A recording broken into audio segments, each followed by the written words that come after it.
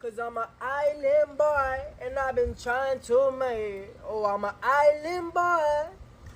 I'ma just island boy. I'ma just island boy. I'ma get key white grind. You're gonna keep that guy. Welcome to the Weekly Trend, a podcast for navigating the markets through the lens of technical analysis.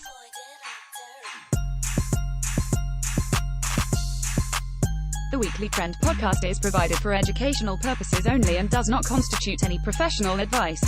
Listeners should not act upon the information or content without first seeking advice from a registered financial planner. Welcome back to the Weekly Trend podcast. Today is Friday, June 10th, 2022. I'm David Zarling. I'm here with our resident ornithologist, Ian McMillan. S&P 500 is currently sitting at 3910. Plenty to cover this week with the amount of selling we're seeing this Friday that began yesterday. But there's plenty to cover. Where would you like to start? What is that? A bird person? Yeah, it's a person. I guess I should know, considering I am one. Yes, you are. It's a branch of Zoology. Yeah, zoology that concerns the methodological study of consequent knowledge of birds and all that relates to them. Well, I butchered that. I literally have it on my screen to read, and I can't even read it. It's hard. I mean, it's not an everyday word, so. Well, I messed up. I can't say that word. Zoology. Yeah, I thought we were going to be talking about, some different things here on the podcast this week than probably what we're going to cover, given how things have transpired over the last about, I don't know when the selling started yesterday. Last 24 hours. Yeah, correct. The consolidation that we had in something like the S&P 500 between 40.80 and 41.80. Really? It'd been nice. Yeah, it'd been nice. It was a nice consolidation that you would see if an uptrend was going to be reclaimed, with the 41.75 area being extremely important. Prior lows, if you want to call those the Russia lows or mid-March, early March lows, we bumped up against those, we consolidated, and then yesterday afternoon, Thursday, started breaking down out of that and had followed through today, along with, your... Not where I thought the consolidation would lead, but that's why we play the game, right? Yeah, well, and it's tough, right? Because there's two ways to view it, like consolidations resolve in the direction of the primary trend. Was the trend going to be up? It would, like, if the consolidation broke to the upside, yes, but the consolidation didn't. It broke to the downside, confirming further downside. We continue to see lower highs and lower lows, which is the very definition of a downtrend. And so that's what we continue to see in the marketplace. That's true. I mean, even we've talked in the past about the things that continue to go down. We need them to stop going down.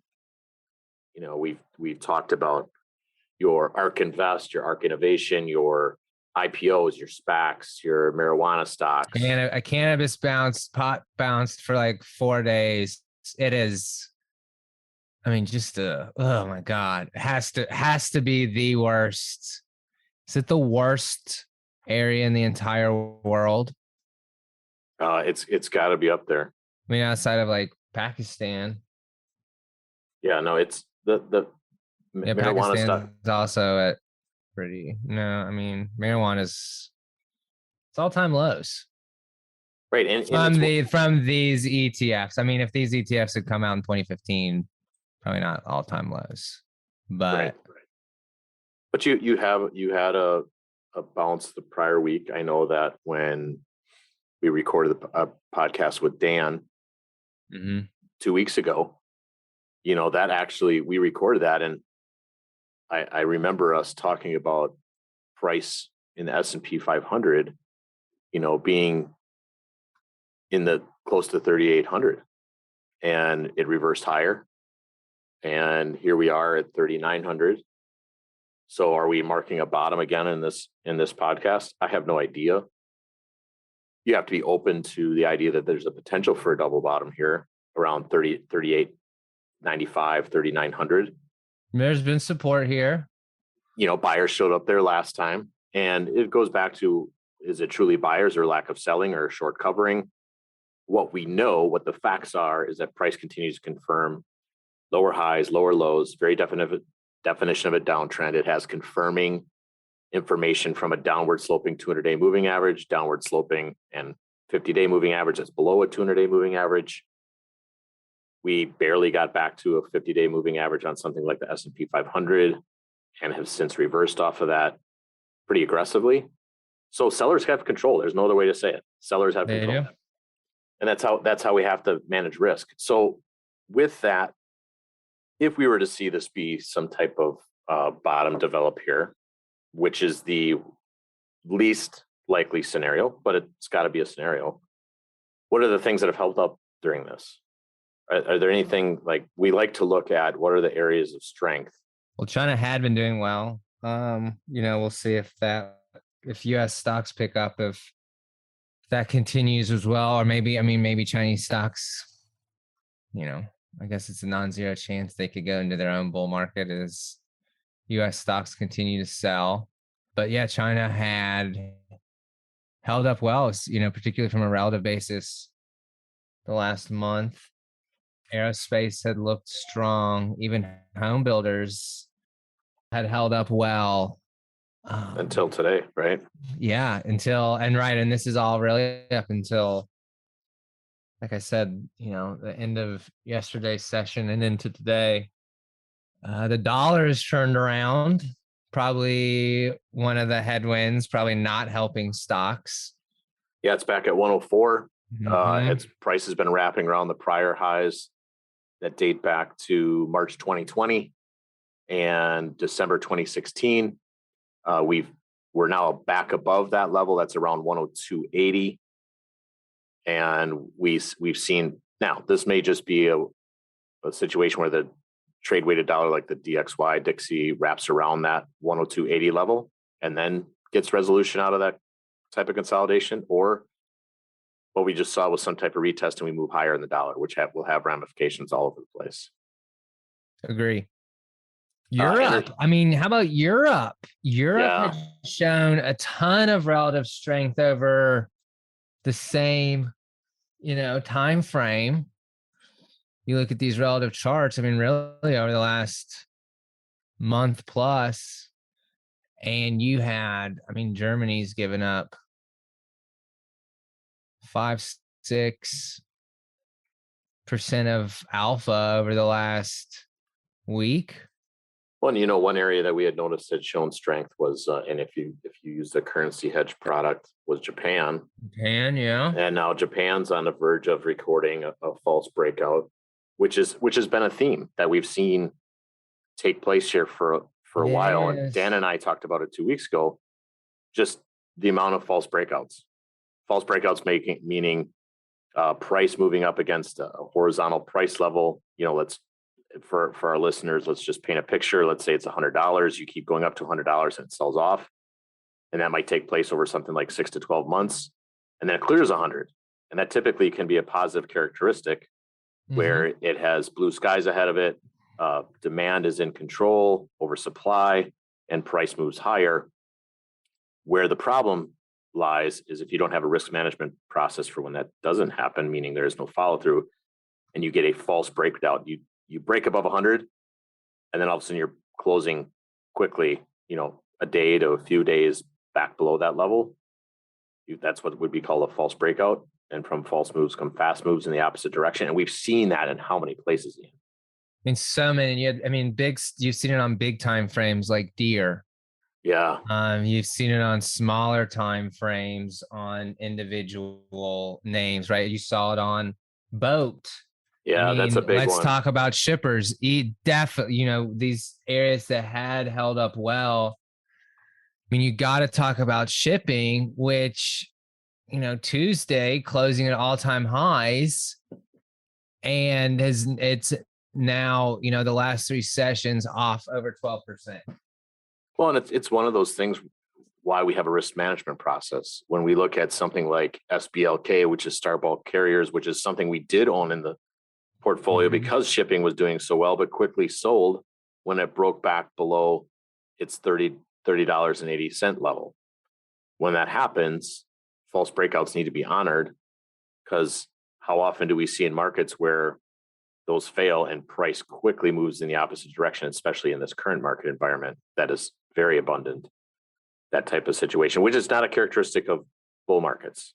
To see false breakouts fail is not what you see in bull markets. You see that in bear markets. Yeah.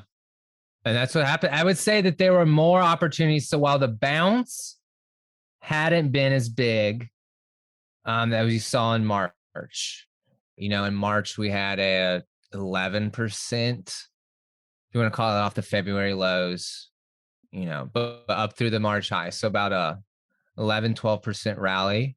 Mm-hmm.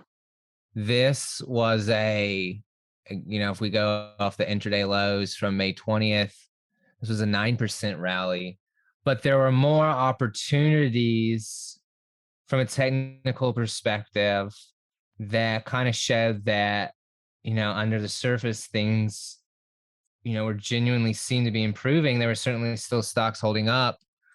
But obviously that has been wiped out. We'll see if they finally come for energy. That would probably be pretty telling. Yeah, for sure. The energy would be that one area that we've talked about plenty as having strength. Yeah. Whether it's the Exxons or Chevrons of the world, or, Valero, you name it. These are Halliburton. Some of these stocks had been doing or have been doing very well. And now they're reaching levels where maybe they're the last pieces to go to a correlation of one, where everything is selling together. I think of metals and mining was that. Oh my gosh. Just a couple of months ago, like metals and mining was a place to be. And not a bad rebound here. I would put that in one of the areas that, held up nicely. Yes, for sure. Looked real nice up until 2 days ago. Well, and originally it was a leader February. It was into March, even first part of April. But since became weak, so we've seen the dominoes fall off, meaning the things that have had relative strength, with the last holdouts being basically energy, and in some ways I would say healthcare, only until maybe 2 weeks ago. And healthcare is that, it's one of the largest components of the S&P 500. And I know we talked, it was either you and I talked or Dan and I talked on one of these podcasts about XLV and the 125 level. And if that breaks, that's kind of like one of the final big pieces of the pie that would be moving to the downside. And that would be that there today, and they bounced it. So yeah, and that's fine. Yeah. They can bounce it, no problem. I mean, we still got a gap there. We're still at an extremely important level at 125 on something like XLV. If that were to break down, if that level were to be broken, that would be further confirmation of what we're seeing across everything else. Is just continued weakness, and that supply is in control. Sellers are in control. Well, and if we stay in the healthcare theme, one thing I mentioned earlier this week was on Charles Payne, and we talked about Russell 2000. And one of the reasons I said I really wasn't a huge believer quite yet of Russell doing anything is because of biotech, and biotech being such a massive weighting in the Russell 2000. I would it bounced better than, cannabis did, but I would put it in there on our list earlier from one of the areas that, from a technical perspective. And when I say that, there were lots of areas that did recover their February and March lows. Biotech, ARC, those types of areas. Software, like I don't think XSW, that was another one, never even got back up to its low. So from a technical perspective, much weaker, never even reclaimed any type of intermediate term level. Right. And biotech, well, speaking of the healthcare and biotech space, two high flyers that are currently struggling right now are Moderna and Pfizer. And whether or not, and we've talked about this in the past as well, is is this the price moves first, news happens second. It's not the other way around. And so are we portraying some type of information, because in fairness, Moderna. Awful bounce from, Moderna. And Moderna is 74% off the highs that were in August of 2021. I mean, it's down 74%. Yeah. That's a lot.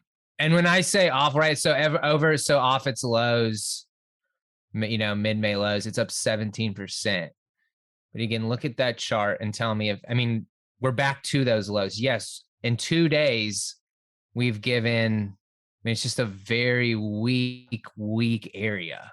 And I think Moderna is a perfect example of, we're up 17% over basically 4 weeks. And sellers and that was wiped out in 2 days. That's how much people really don't want to own these stocks right now. Right. And one of the last leaders that I think of, or leaders, the remaining leaders that had been in play were things like United Healthcare. Yes. Eli Lilly. Dow name, right? Is that number one in the Dow still? Yeah, I think so. Eli Lilly is another name. Yes. And we're starting to see those crack. And what I mean by that is Eli Lilly failed breakout. Correct. Failed breakout with a pretty decent RSI divergence. So are these previous things that were holding healthcare up failing? And if so, that's going to take the rest of healthcare with it. And that's that, again, it's not like healthcare is a small piece. Like we've already broken tech down. And tech's 27% of that. We've talked about that. There's no getting tech back until Apple and Microsoft to get above the levels that they need to get above. Right. And so then not going to do it. Healthcare is your next biggest piece at about 14%. And then you've got financials, which are getting rejected. Using something like financials, if we close right now, new weekly lows, closing lows. It's a horrible look. I mean, these weekly candles are. And if you've got your three largest sectors breaking important levels, confirming new lows, we're talking upwards of like 50% of the S&P 500 in downtrends. Just looking at those three sectors, I'm not even talking about consumer discretionary, which also looks even worse, which is the fourth largest. And communication services, which we've also talked about ad nauseum. I mean, communication services since September of 21 is down 33%, 34%. And that's the fifth largest sector. Industrials, sixth largest sector in the S&P 500, that got rejected this week. XLI port level at $97. And Caterpillar had climbed back up there. And it really gotten back up to that 230. Looked like they wanted, but no, it was just a gap fill. Well, and we've covered on here before, and I apologize for saying it like that, but when you have over 100 episodes, you tend to repeat yourself on some things. But we've talked about, it's not about consumer staples when they're moving to the upside. It's about consumer staples when they're moving to the downside. You want to talk a little bit about that? Yeah. And I've mentioned it a few times on Twitter. It's this failed breakout. We can really go back to late April, the failed breakout we saw in staples back then. And I forget, it was probably something newsy like Target or, someone's earnings. I don't remember exactly what happened. But so from that failed breakout, which we don't like in general, we especially don't like them in areas like staples. So down 11% since that breakdown, down for about 14, 15% from the highs. But it's just a bad look. I mean, you want to see people, if this were a market that investors were, the way I view it, if this were a market that investors were and market participants like, I want to be invested. I think we go higher, but I'm a little nervous. I'm just going to be in staples. That's okay. Seeing staples outperform to the upside, as long as the broad market's moving up, there's nothing wrong with that. But, and we're going to see staples bounce off a big relative level here today, most likely. You just don't want to see them. You don't want to be in a market environment where staples are going down less than the major indices. Right. Which is what we have seen for, really since, like I said, late April. Mm-hmm. And yes, they bounced with everything else, but really this move since late November. The staples relative chart has been in an uptrend, higher highs, higher lows. And it's looking like it's going to continue that way, except for the difference now is staples are also going down. Yes. And that's the big difference.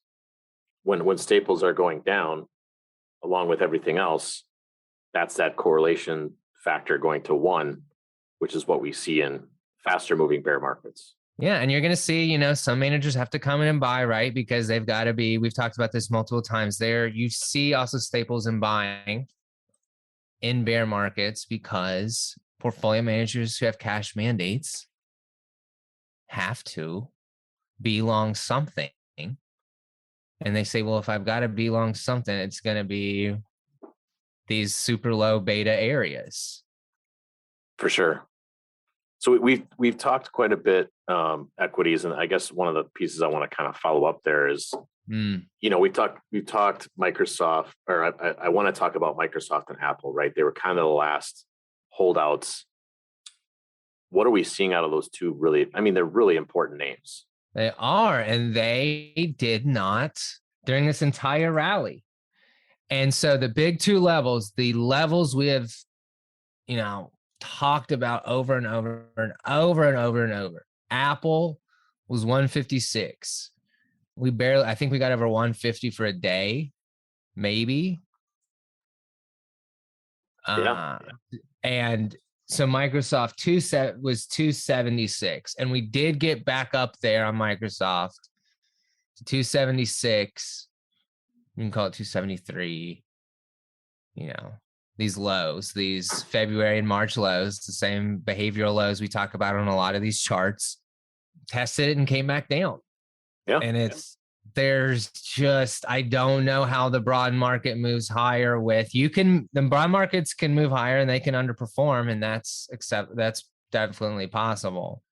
But unless you get 450 of the 500 stocks in the index to start moving upwards while these move down, I don't know. That's just it. Your point is, Apple and Microsoft are over 11% of the S&P 500.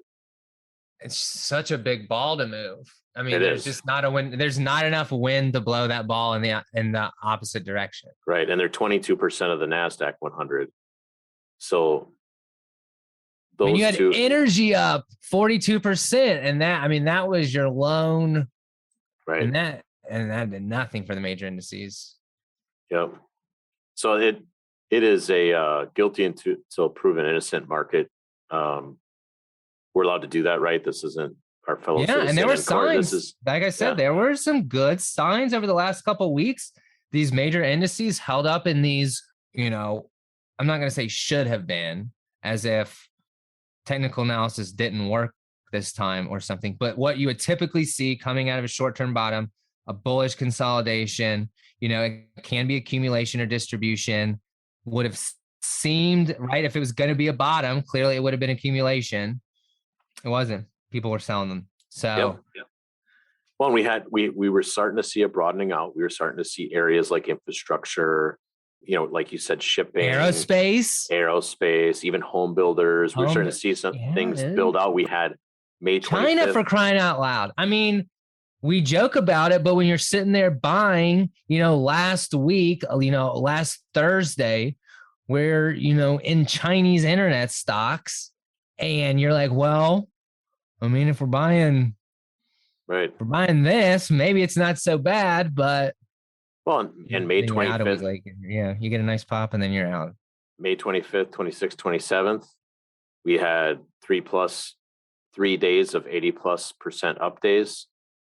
Where 80%, or more of NYSE participants are moving to the upside, that can be thrust-like behavior completely evaporated. We could talk about that more on the extended portion, but it's kind of like going out, you got that new patch of grass growing and you're like, okay, this is looking good. And then you go out the next day and all of it's brown.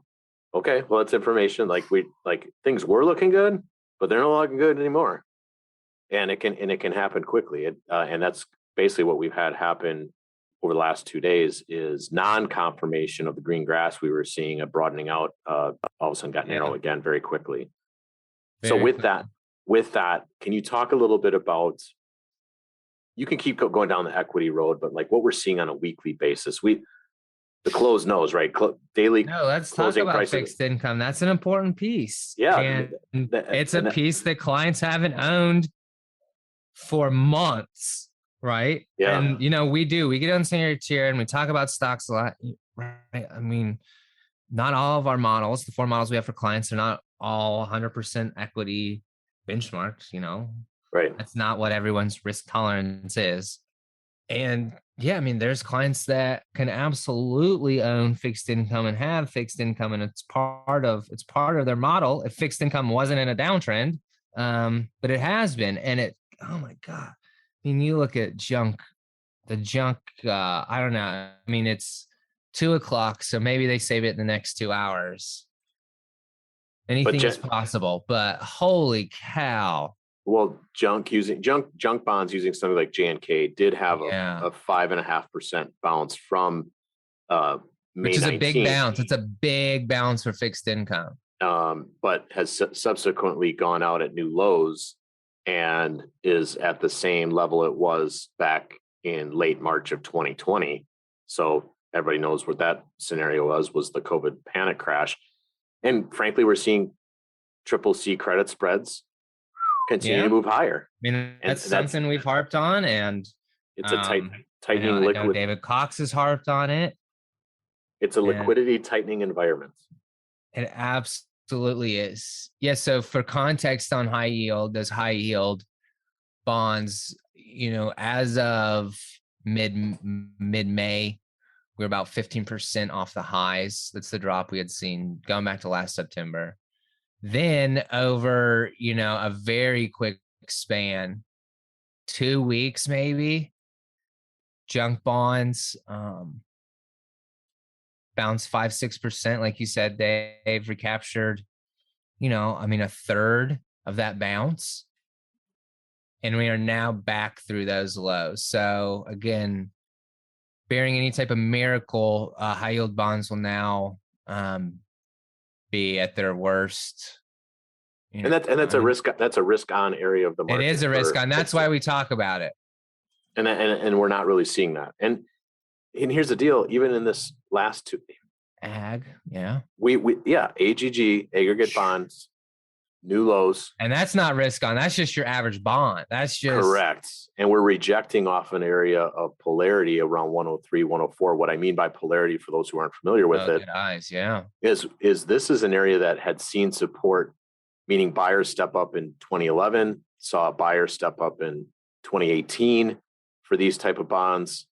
We broke through that back in April. We bounced back up into this 103, 104 area and got soundly rejected. So here's an area of the market that's supposed to act as a buoy to individual investor accounts, right? That 60-40 portfolio, 60% stocks, 40% bonds. Typically the 40% is not 100% in high risk credit like junk bonds. It's more owning this broader basket of bonds. And it's not working. That is not helping buoy accounts at all. I mean, your next stop for, again, let's call this the average bond. We'll call it the average bond in America. Yeah. Well, the S&P of bonds. For context, AGG, I believe, for the last 20 years has only had one negative total return year. And here we are, 2022, and it's down arguably as much as stocks are. It's down about, 12% on the year. So your next stop here, technically, this was such a big level. This 104, 103. Huge. huge level historically. I mean, your next stop here, and I'm not saying it's going to happen in a straight line, but your next big support here, $97 maybe. I mean, yeah, 90. I was going to say 95, 96, 90. Yeah, 97 exactly. And we have this 08 low off bottom. Obviously that was, that could also be support. Where, we get below 96, 97. Yeah, that's your next stop. Right. And 96, 97 is another 4%, 5%. So the credit market is matching what we're seeing in equities, meaning it's not healthy. We don't want to see, from a liquidity perspective, CCC credit spreads moving higher like they are. These instruments like this, these safe havens selling off in addition to equities. So there's really no safe place to hide. And I know that we like to look at like semiconductors and transportation stocks. Oh, transports. Another one I've mentioned it earlier. It's going to be on maybe the worst of a lot. I mean, outside of cannabis, as far as just just straight up new lows. I mean, just. And it's, I mean, awful. For technicians out there, IYT is on a weekly time frame is a classic double top.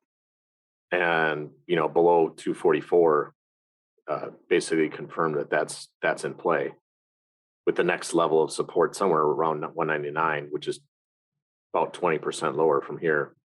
Again, I'm not trying to be a doomsdayer. I'm just identifying the facts that I see. That's what the chart says. And so here we have semiconductors and transportation stocks, things that are economically sensitive that we would, you'd see them do well when the market's doing well. And we're not seeing that. I would also point out, in the past, we've talked plenty about commodities. We've owned commodities. We've owned anything from nickel, cotton, aluminum, oil. tin. Yeah. And we're not. Sugar. I would also make an argument that that's narrowing out. It is. I mean, outside of crude.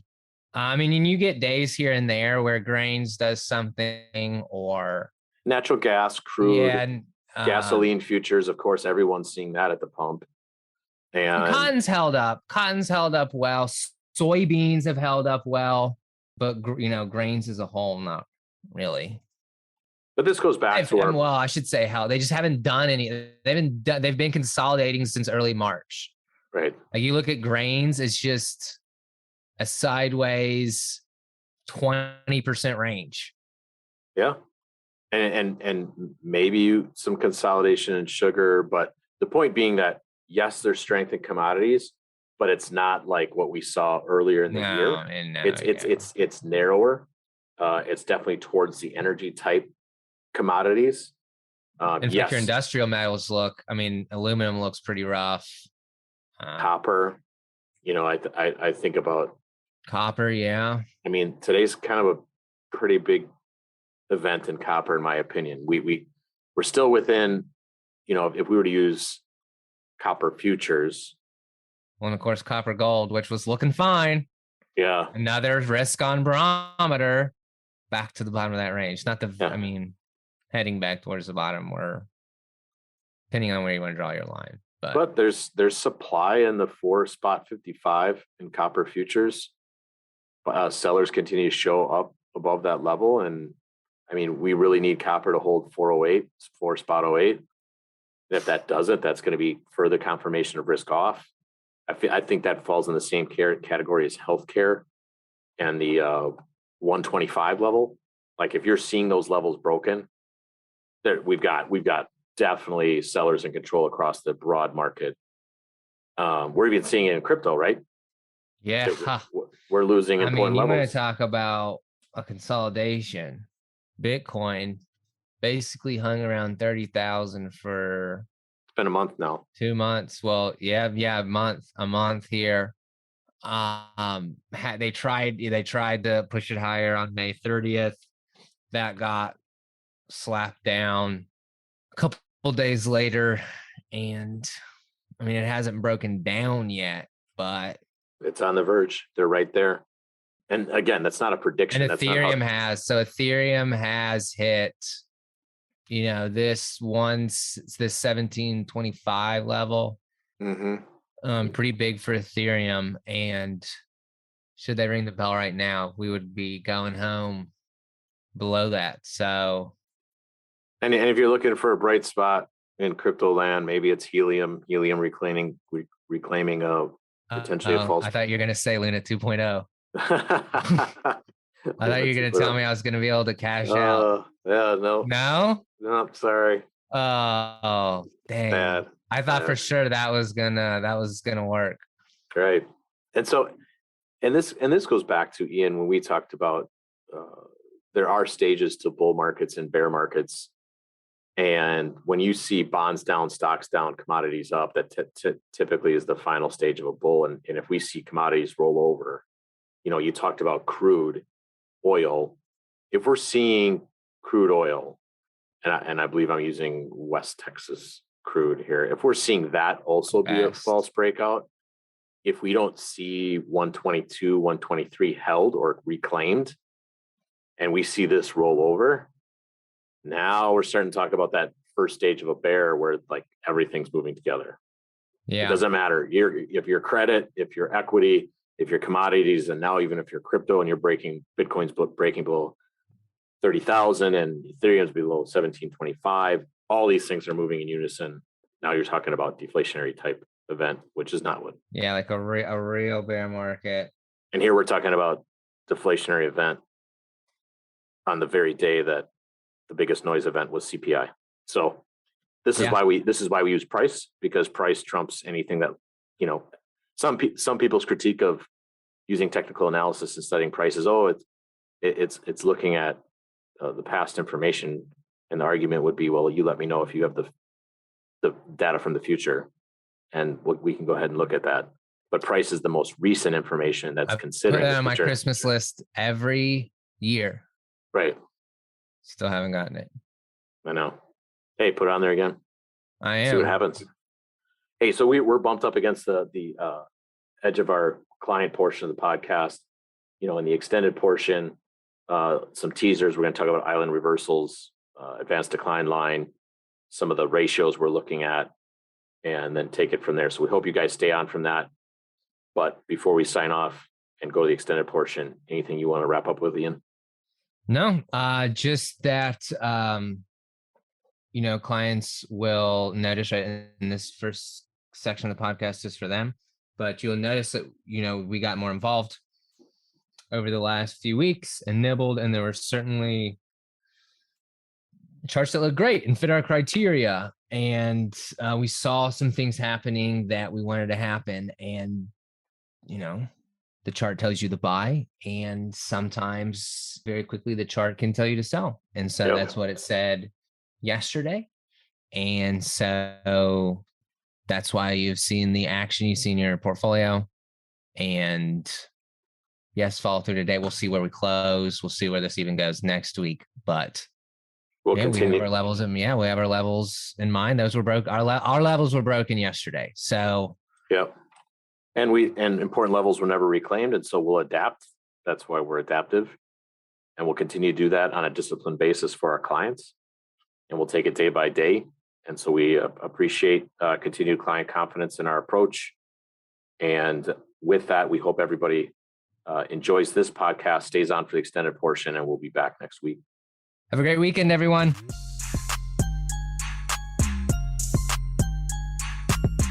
All right, Ian, jumping into the extended portion, not a lot of time left, so we might do a blitzkrieg, if you will. We'll go through these really quick. Island reversals. What are they? Island reversals. What are they? What are we seeing? Island reversals, gap up, price consolidate, sometimes for 1 day or 2 days, sometimes multiple days. It's one we've seen. Now, are we, I would say you could see this on the S&P. The best one to see it on is Global 100. Okay, XH, no, not really XH. Okay, VOO. Or no, IOO. Oh, IOO. Look at that thing. IOO. Yeah, so this is what, and this actually happened yesterday. Dave spotted this during our market call, which then led us to basically say, okay, well, is this foreshadowing what's going to happen to everything else tomorrow? That is what has happened to everything else tomorrow, which is now today. But yeah, so you get the gap up, you consolidate for a period of time, and then you get an equivalent gap. Like, there's a range there that's in theory never touched by price. Right. So that creates this island. For IOO, you could say it was 69 to 69.40. Yeah. That never got touched. Yet spent, almost 2 weeks above that level. And then they quickly sold it off, leaving and this now island. It's trading at 65. But yet price never traded in between those prices. Yep. Move quickly lower. And we're seeing that across all sorts of things. You can make an argument that it happened in Latin America. You can make an argument that it happened in semiconductors. It's not as clear, but XLK would be another one. Right? We like to talk about the essence. You like to talk about the essence. Yeah, it's there. These are island reversals. And I'd say in Germany, but that was actually way worse than an island reversal. You got the island, but the gap was the gap took out the whole coastline. Took out the whole coastline. That was a hurricane. I don't know. That's almost like, I don't even know what to describe that. A moving sandbar. I don't know what that is. Yeah, and like I said earlier in the first portion of the podcast, same with Australia. And these these areas that had been ranking very high in our relative rankings. I'm not saying they were buyable per se, but they had held up on a relative basis much better than U.S. equities. Whew. Yeah. It's worth noting, and we're seeing it across a lot of different things. Switzerland, Switzerland was to new lows yesterday, and now today follow through. What are you using for that one? EWL. Yeah. Now below its COVID gap, below its COVID highs today. So you got Switzerland down 10% in the last 2 weeks, or last week. Yeah, that's rough. That's legit. And we're seeing this across a fair amount of things. Emerging markets with an island reversal. Yeah. And that was even with, China looking so good. Yeah, and that's with 40% of your freaking index. And I think it's worth noting that going back to Latin America or Brazil, right? Looking at the Brazilian real, looking at something like USD, BRL. Here you have that currency pair wrapping around the prior again. And this is another market characteristic we've seen for the past, year to 18 months is you get these previous horizontal levels broken, but then price wraps around that horizontal level, shaking out the most participants. And then it's really what happens after that compression or that consolidation breaks. And you got to keep that in mind. Something like USD BRL, as long as it's wrapping around this $5 level, you got to be careful what's going on in Latin American stocks.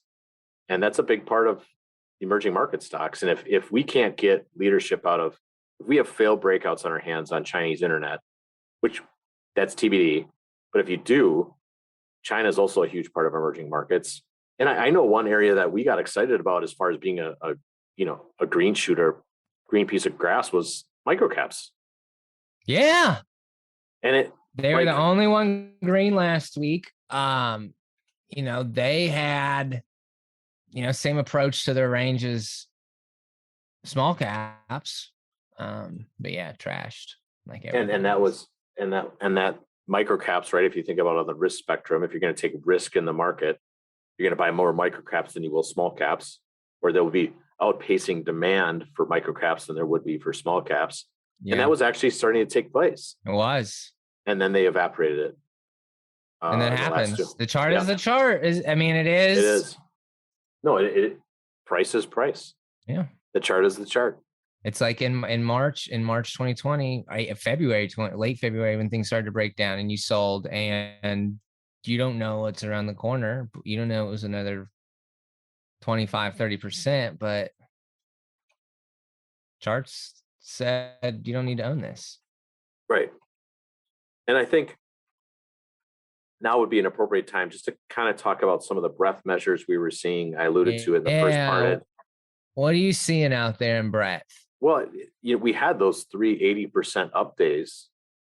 And I know Mark Ungerwitter had a nice chart about like seeing price breath thrusts like this tend to happen during lows that May 25, 26, 27, 80% up days, that tends to be areas that you see lows take place, but it also can take place in downtrends that are significant, that it's not the end of the downtrend. For example, 0809, it takes place, but then price then turns down lower.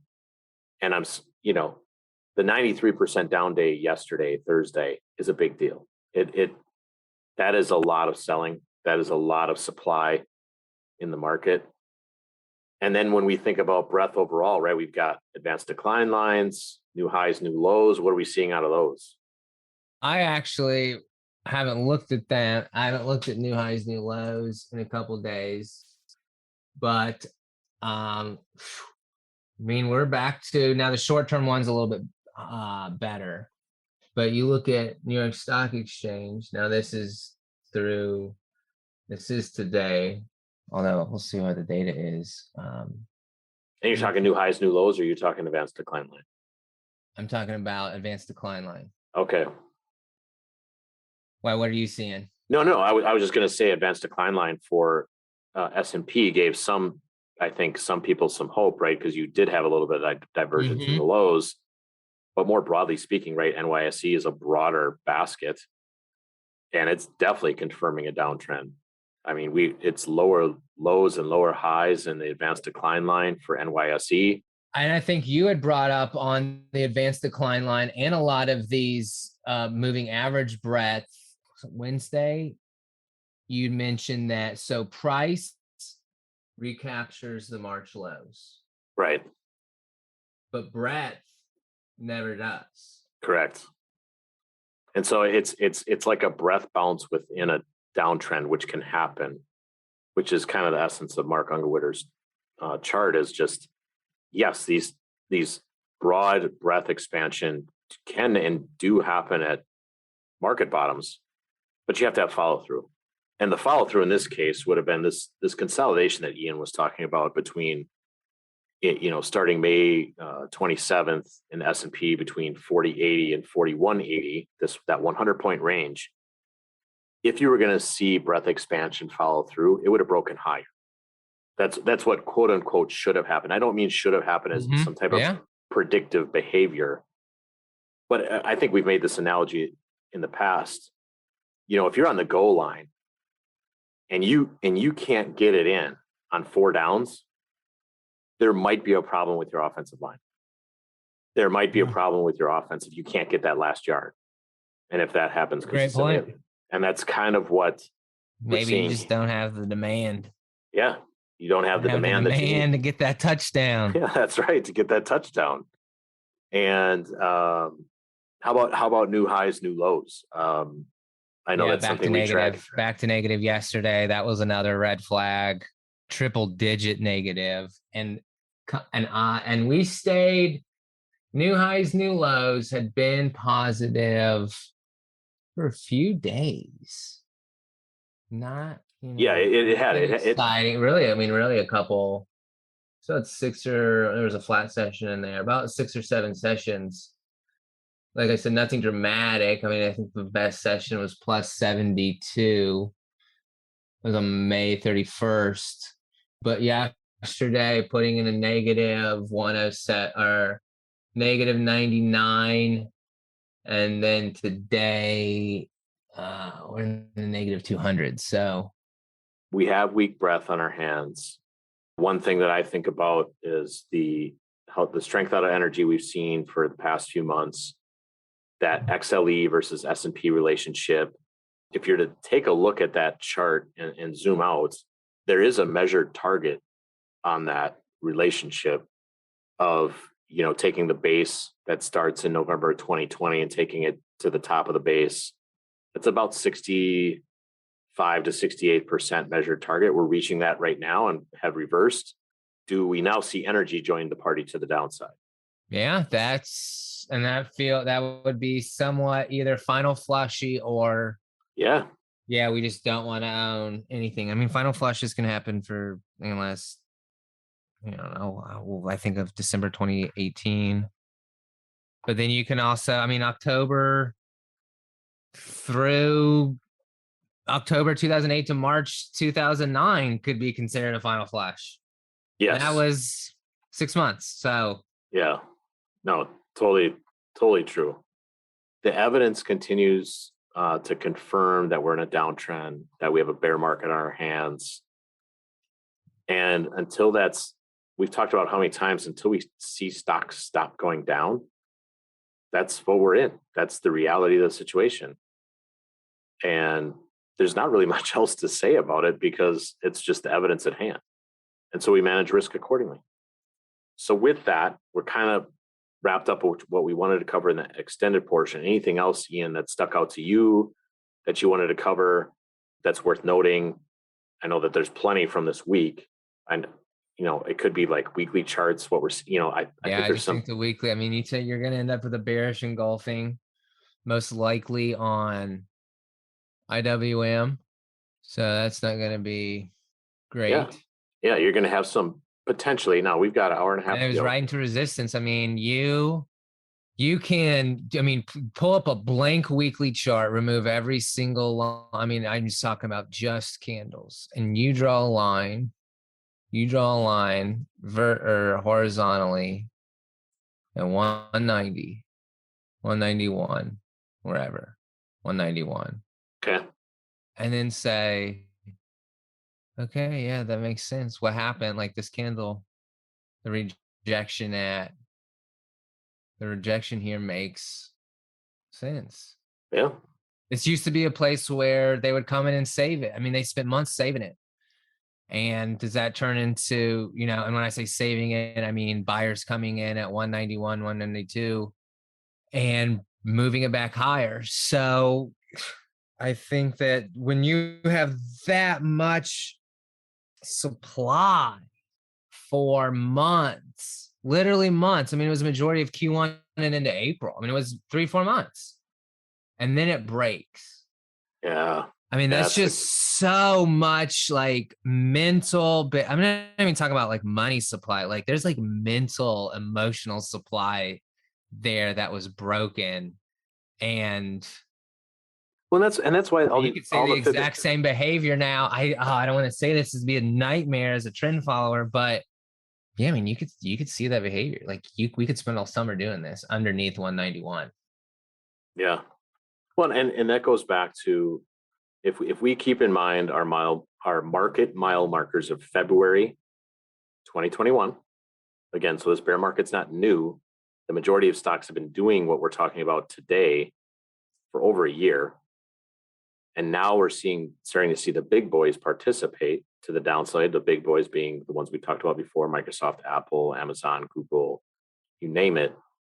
And that's why Fibonacci ratios are so fascinating, right? Because if we bounce back up 38%, 50%, 68%, excuse me, I didn't say the right numbers, but the point being, these levels have significance because people will emotionally reactive. Oh my goodness, thankfully I got half my money back. And then they sell. And that's the danger of the market we're in now is any bounce gets sold because of people trying to quote unquote buy the dip. Which are you going to buy the dip? Dude, there's institutional managers that still haven't got. I mean, there's people that definitely have not thrown in the towel yet. No, not for sure. So the evidence price wise, broadly, and individual stock wise. So individual stock, we saw some green shoots this week. They took that away. False breakouts. Broadly, confirmation of further downside. Lower lows, lower highs. Now we have downward sloping moving averages. The risk continues to be towards more downside. We're in an environment where we're seeing dollar strength, which I think is still, I don't mean hilarious and like I'm laughing at people, but like the mantra for the past year was crypto. And here we're seeing the antithesis, like what people argue against, fiat outperforming. And here we're on the verge of seeing maybe Bitcoin and Ethereum break down. Mm-hmm. That would be classic behavior. We'll see. Only time will tell. And that's the hardest part is sometimes you have to wait to get the information you need. But right now, the evidence continues to support that we're going to see further downside in stocks. Maybe not. Maybe we see a double bottom here and we move higher. So we've reached the end of the podcast, Ian. Great insights this week. I'll give you one final shot at anything you want to touch base on before we get out of here. No, I think I covered it all. It's going to most likely end up being a pretty ugly result to what had been a constructive rally. Yeah. And that's what happens in bear markets. Absolutely. You participate in case it's a V bottom. Not saying you rush in, but you nibble. Mm-hmm. And if the food starts to turn bad, you got to quickly be out the door. So that's what we try to do. Absolutely. So with that, we'll wrap up the podcast. Great job, Ian. Great to be back on here with you. To everybody listening, we appreciate it. To our clients, we appreciate it. That's all we've got. We'll do it again in a week. You guys take care. Have a great weekend, everyone.